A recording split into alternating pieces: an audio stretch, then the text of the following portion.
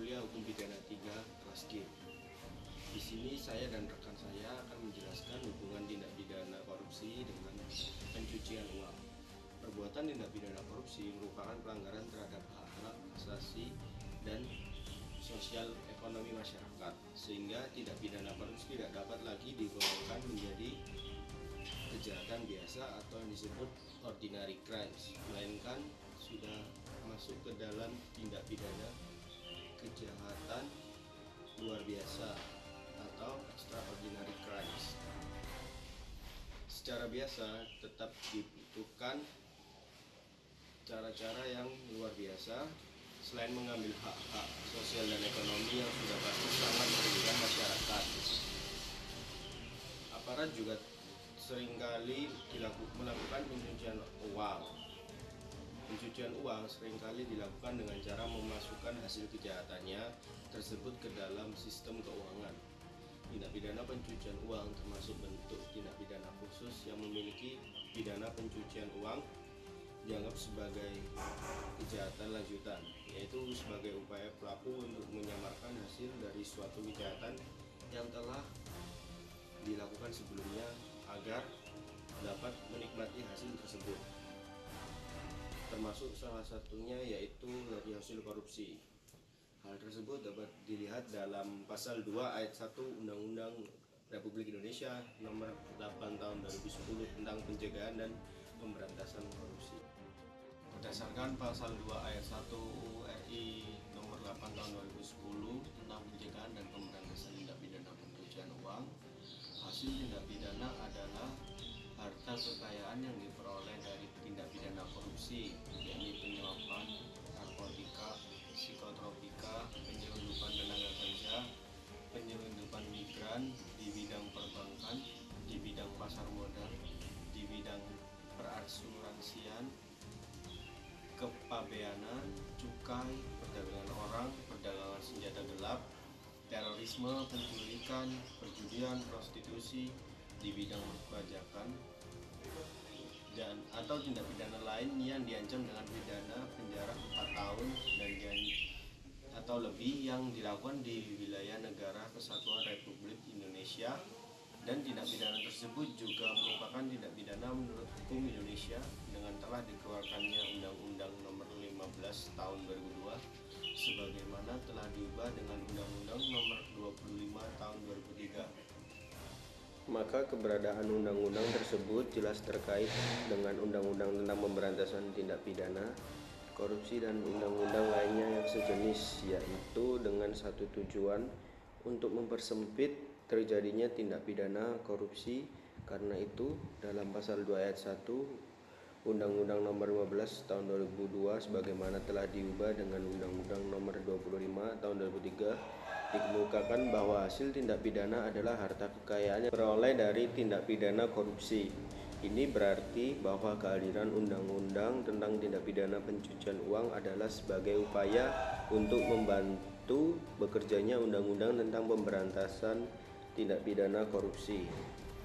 Hal itu sesuai dengan bunyi penjelasan umum Undang-Undang Nomor 25 Tahun 2003 tentang perubahan atas Undang-Undang Nomor 15 Tahun 2002 tentang tindak pidana pencucian uang, bahwa berbagai peraturan perundang-undangan yang terkait yang memidana tindak pidana asal atau predicate crime antara lain Undang-Undang Nomor 31 Tahun 1999 tentang pemberantasan tindak pidana korupsi sebagaimana telah diubah dengan Undang-Undang Nomor 20 Tahun 2001 tentang perubahan atas Undang-Undang Nomor 31 Tahun 1999 tentang pemberantasan tindak pidana korupsi, Undang-Undang Nomor 30 Tahun 2022 tentang Komisi Pemberantasan Tindak Pidana Korupsi.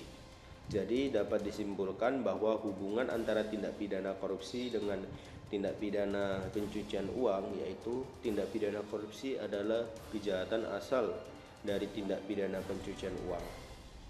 Sebaiknya tindak pidana pencucian uang adalah kejahatan lanjutan dari tindak pidana korupsi. Tindak pidana asal adalah tindak pidana yang menjadi pemicu terjadinya tindak pidana pencucian uang. Di antaranya yaitu tindak pidana yang disebutkan dalam pasal 2 ayat 1 Undang-Undang Republik Indonesia Nomor 8 Tahun 2010 tentang pencegahan dan pemberantasan tindak pidana pencucian uang. Tindak pidana asal diantaranya korupsi, penyuapan, narkotika, psikotropika, penyelundupan tenaga kerja, penyelundupan migran di bidang perbankan, di bidang pasar modal, di bidang perasuransian, kebabeanan, cukai, perdagangan orang, perdagangan senjata gelap, terorisme, penculikan, pencurian, penggelapan, penipuan, pemalsuan uang, perjudian, prostitusi di bidang perpajakan, di bidang kehutanan, di bidang lingkungan hidup, di bidang kelautan dan perikanan, atau tindak pidana lain diancam sebagai pidana penjara 4 tahun atau lebih. Disebut sebagai tindak pidana asal sebab hasil berbagai macam tindak pidana dalam pasal 2 ayat 1 tersebut berpotensi untuk dilakukannya tindak pidana pencucian uang.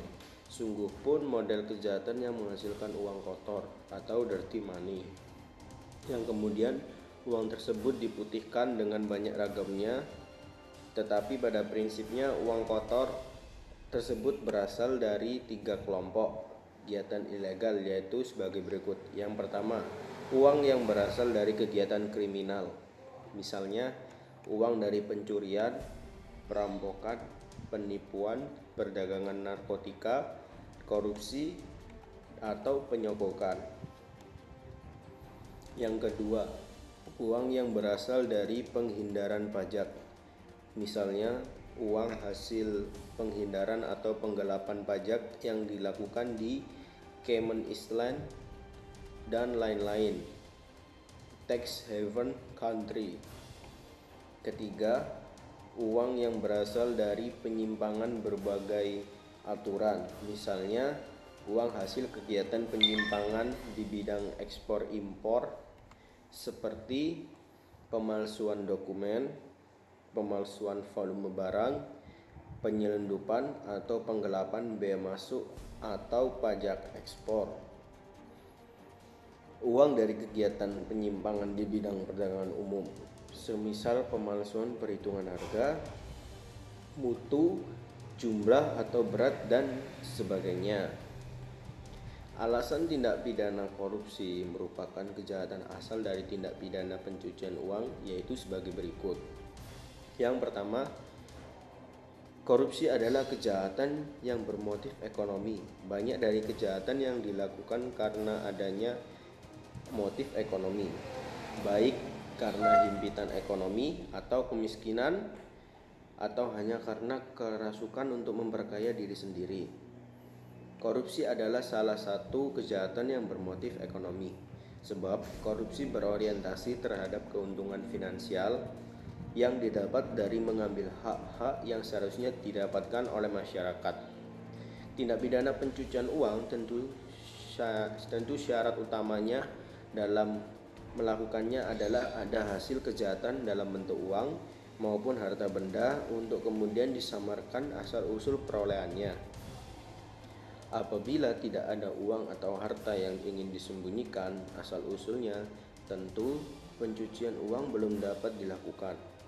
Maka dari itu, korupsi termasuk kejahatan yang sangat berpotensi untuk dilakukan pencucian uang, sebab kejahatan tersebut mempunyai motif ekonomi. Lalu yang kedua, jumlah hasil korupsi yang sangat besar tidak memungkinkan dinikmati secara terang-terangan. Seseorang dalam melakukan korupsi biasanya tidak akan tanggung-tanggung. Mereka biasanya akan mengambil uang dalam jumlah yang cukup besar. Maka dari itu, biasanya tindakan yang dilakukan pelaku tersebut mudah ketahuan. Bayangkan apabila korupsi tersebut dilakukan untuk mengambil keuntungan yang sangat kecil nilainya, tentu kejahatannya tersebut tidak akan mudah terlihat. Mengingat hasil yang didapatkan dari korupsi biasanya jumlahnya cukup besar. maka akan mengundang kecurigaan apabila secara langsung menggunakannya dengan terang-terangan. Hal tersebut tentu membuat pelaku berpikir untuk menikmati hasil kejahatannya secara sembunyi-sembunyi, yaitu dengan melakukan pencucian uang terlebih dahulu. Maka dari itu korupsi sangat berkaitan dengan pencucian uang, sebab pencucian uang merupakan satu-satunya sarana bagi koruptor untuk dapat menyembunyikan hasil kejahatannya, karena hasil kejahatannya cukup terlihat jumlahnya yang besar. Sekian penjelasan dari saya, selanjutnya akan dilanjutkan oleh rekan saya. Selanjutnya saya akan menjelaskan apa yang teman saya tadi dijelaskan. Sebelumnya perkenalkan, nama saya Raffi Izzaditya, NIM 2019 177, kelas hukum pidana 3G. Kemudian alasan ketiga adalah pengembalian kerugian keuangan negara atau perekonomian negara akibat korupsi tidak menghapuskan dipidana pelaku tindak pidana. Untuk lebih mengefektifkan pemberantasan korupsi, perumusan delik dalam Undang-Undang Nomor 3 Tahun 1971, yaitu Undang-Undang Pemberantasan Tindak Pidana Korupsi yang lama, pernah dikritik agar dijadikan saja delik formal dengan mengubah unsur yang merugikan keuangan negara menjadi yang dapat merugikan keuangan negara, dan diusulkan suatu klausul yang menegaskan bahwa pengembalian kerugian keuangan negara tidak menghapuskan dapat dipidananya tindak pidana. Usul demikian sudah tertampung dalam pasal 2, 3, dan 4 Undang-Undang Nomor 31 Tahun 1999 tentang pemberantasan tindak pidana korupsi. Pengembalian kerugian keuangan negara tidak menghapuskan dapat dipidananya tindak pidana tentu membuat para pelaku yang sudah terlanjur melakukan korupsi menjadi enggan mengembalikan hasil kejahatan mereka. Hal tersebut tentu saja akan semakin mendorong para pelaku untuk semakin jeli dalam menyembunyikan hasil kejahatan mereka, yaitu melakukan money laundering. Apalagi dalam undang-undang perubahannya, yaitu Undang-Undang Nomor 20 Tahun 2001 tentang perubahan atas Undang-Undang Nomor 31 Tahun 1999 tentang pemberantasan tindak pidana korupsi, hal tersebut masih dipertahankan. Dalam pasal 4 Undang-Undang Nomor 20 Tahun 2001 tentang pemberantasan tindak pidana korupsi disebutkan bahwa pengembalian kerugian keuangan negara atau perekonomian negara tidak menghapuskan dipidananya pelaku tindak pidana sebagaimana yang dimaksud dalam pasal 2 dan 3. Kemudian apa sih urgensi penanggulangan tindak pidana pencucian uang pada kasus korupsi? Nah, tidak ada definisi baku dari tindak pidana korupsi atau tipikor. Akan tetapi, secara umum, pengertian tipikor adalah suatu perbuatan curang yang merugikan keuangan negara atau penyelewengan atau penggelapan uang negara untuk kepentingan pribadi dan orang lain. Penyelewengan dan penggelapan tersebut tentu akan sangat berpengaruh terhadap hak-hak masyarakat. Keuangan negara merupakan hal yang sangat penting untuk dilindungi, sebab berbagai macam kebutuhan rakyat akan dipenuhi dengan biaya dari keuangan negara tersebut. Penanggulangan untuk memberantas terjadinya penyelewengan dan penggelapan uang negara tersebut tentu merupakan hal yang sangat penting. Urgensi penanggulangan tindak pidana pencucian uang pada kasus korupsi diantaranya adalah sebagai berikut. Yang pertama, yaitu mengambil kembali aset-aset negara atau hak-hak masyarakat yang telah diambil oleh para koruptor. Korupsi berbeda dengan kejahatan-kejahatan lain, seperti misalnya perdagangan narkotika dan psikotropika, kemudian perdagangan gelap senjata, kemudian terorisme, yang pada dasarnya tidak merugikan masyarakat secara langsung, sebab kejahatan tersebut tidak mengambil hak-hak masyarakat secara langsung. Lain halnya dengan korupsi, yang pada dasarnya adalah pencurian uang dalam jumlah yang sangat besar melalui jabatan atau wewenang yang dimilikinya, yang mengambil hak-hak yang seharusnya didapatkan oleh masyarakat. Melihat hal tersebut, maka penanggulangan pencucian uang pada kasus korupsi lebih penting, sebab untuk mengambil kembali hak-hak masyarakat yang telah dirampas oleh para koruptor. Sulitnya melacak hasil korupsi yang telah disamarkan melalui money laundering oleh pelaku menyebabkan adanya perubahan dalam sistem hukum pidana. Saat ini dalam pembuktian telah dianut sistem pembuktian terbalik. Adanya pembuktian terbalik ini lebih efektif untuk membuktikan benar atau tidaknya harta tersebut hasil dari korupsi. Menggunakan sistem pembuktian terbalik ini diharapkan akan lebih mudah untuk mengambil kembali harta yang sudah disembunyikan oleh pelaku korupsi. Sebab bukan jaksa yang harus membuktikan suatu harta merupakan hasil korupsi atau tidak, melainkan pelaku itu sendiri yang dibebankan untuk membuktikan semua hartanya apakah hasil korupsi atau tidak. Jadi, walaupun pelaku melakukan money laundering, diharapkan hasil kejahatannya akan tetap ketahuan. Apabila kekayaan tidak seimbang dengan penghasilannya atau sumber penambah kekayaannya, maka keterangan tersebut dapat digunakan untuk memperkuat alat bukti yang sudah ada bahwa terdakwa telah melakukan tindak pidana korupsi, karena dia wajib memberikan keterangan seluruh harta bendanya dan harta benda istri atau suami, anak, dan harta benda setiap orang atau korporasi yang diduga mempunyai hubungan dengan perkara yang bersangkutan. Biasanya melalui istri atau suami, anak, dan harta benda setiap orang atau korporasi tersebut, koruptor akan melakukan money laundering. Kemudian ketentuan yang menyangkut pembuktian tindak pidana korupsi ada di dalam pasal 12B ayat 1 huruf A dan B junto pasal 38, pasal 37, pasal 37A, dan pasal 38B. Undang-Undang Nomor 20 Tahun 2001 tentang perubahan atas Undang-Undang Nomor 31 Tahun 1999 tentang pemberantasan tindak pidana korupsi. Apabila kita pelajari dengan seksama ketentuan dalam pasal-pasal tersebut, maka ketentuan yang mengenai pembuktian dalam hukum pidana formil korupsi yang berbeda mengenai atau dengan hukum pidana formil umum, yakni sebagai berikut.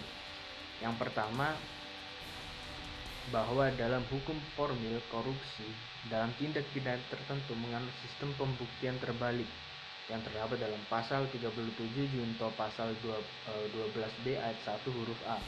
Kemudian yang kedua, juga menganut sistem yang dapat disebut dengan berimbang bersyarat yang terdapat dalam pasal 12B ayat 1 huruf A dan B. Kemudian yang ketiga, bahwa dalam hal yang tertentu mengenai harta yang telah didakwakan menganut sistem pembuktian semi terbalik terdapat dalam pasal 37A dan pasal 12 huruf B. Kemudian yang keempat, bahwa dalam mengenai harta benda yang belum didakwakan dalam perkara yang sedang diperiksa juga menganut sistem pembuktian semi terbalik terdapat dalam pasal 38B.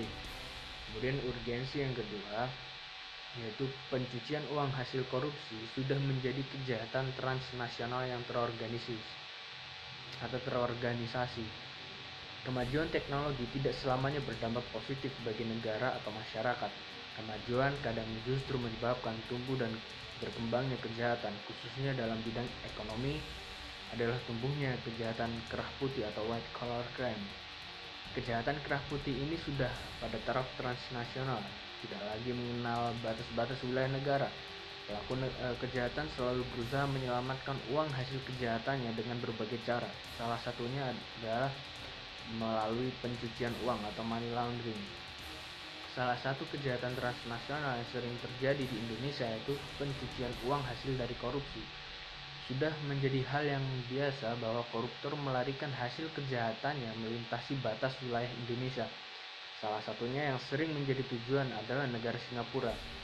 Singapura menjadi tempat favorit para koruptor memang tidak mengherankan. Sejak lama negara muda ini memang sulit bekerja sama di bidang penegakan hukum, khususnya dengan Indonesia. Bahkan dalam sidang umum Southeast Asian Parliamentarians Against Corruption atau SEAPAC pada tanggal 23 sampai 24 Oktober 2013, Singapura juga tidak hadir, padahal forum itu penting untuk memutuskan atau memuluskan kerjasama untuk menjerat koruptor di kawasan Asia Tenggara. Sikap Singapura dalam menjalankan aturan hukum internasional inilah yang membuat negara itu makmur dari menikmati hasil parkiran dana haram dari berbagai negara, khususnya Indonesia. Pencucian uang menjadi kejahatan yang terorganisasi yang dapat dilihat dari subjek hukumnya yang tidak hanya individu, tapi juga korporasi. Hal ini berarti korporasi juga dapat melakukan kegiatan pencucian uang dalam pengelolaannya. Mengenai pertanggungjawaban korporasi tersebut terdapat dalam pasal 4 ayat 1 Undang-Undang Nomor 15 Tahun 2002 bagaimana diubah dengan Undang-Undang Nomor 25 Tahun 2003 tentang tindak pidana pencucian uang, yaitu disebutkan bahwa apabila tindak pidana dilakukan oleh pengurus dan atau kuasa pengurus atas nama korporasi, maka penjatuhan pidana dilakukan baik terhadap pengurus dan atau kuasa pengurus maupun terhadap korporasi. Kemudian kesimpulan dari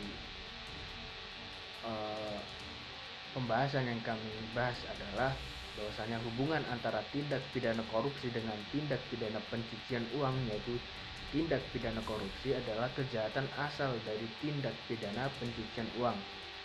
Nah, sebaliknya tindak pidana pencucian uang adalah kejahatan lanjutan dari tindak pidana korupsi.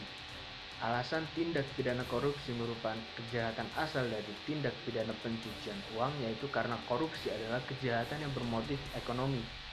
Jumlah hasil korupsi yang sangat besar tidak memungkinkan untuk dinikmati secara terang-terangan, serta pengembalian kerugian keuangan negara atau perekonomian negara akibat korupsi tidak menghapuskan dipidananya pelaku tindak pidana. Penanggulangan pemberantasan atau memberantas terjadinya penyelewengan dan penggelapan uang negara merupakan hal yang sangat penting. Urgensi penanggulangan tindak pidana pencucian uang pada kasus korupsi diantaranya untuk mengambil kembali aset-aset negara atau hak-hak masyarakat yang telah diambil oleh koruptor, serta pencucian uang hasil korupsi sudah menjadi kejahatan transnasional yang sudah terorganisasi. Mungkin itu yang dapat disampaikan dari kelompok kami, kurang lebihnya mohon maaf. Wabillahi taufiq wal hidayah. Wassalamualaikum warahmatullahi wabarakatuh.